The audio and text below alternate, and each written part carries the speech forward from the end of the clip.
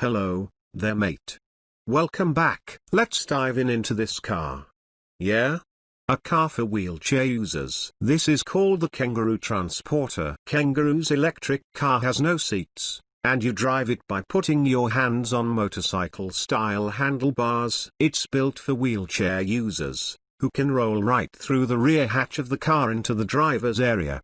The company is based in Austin. It is preparing to launch its first product, which has an estimated range of 60 miles on an 8-hour charge. When it finally goes into production in 12 to 18 months, the vehicle will cost you $25,000, but that's before factoring in green energy and mobility tax incentives from the government. Kenguru, which is a Hungarian word for kangaroo, was founded in Hungary but moved to the US when it struggled to find venture capital. No word yet on the actual safety credentials of the car, which at 7 feet by 5 feet is even smaller than a smart car. Yet, despite the Kenguru's Ferrari yellow paint job, the company doesn't expect its drivers to be involved in any high-speed chases. The Kenguru only goes 25 miles per hour, and is thus meant for the average trip to the grocery store or down the street to work. What do you think about this car? Let me know in the comments. And don't forget to subscribe. Thank you. See ya.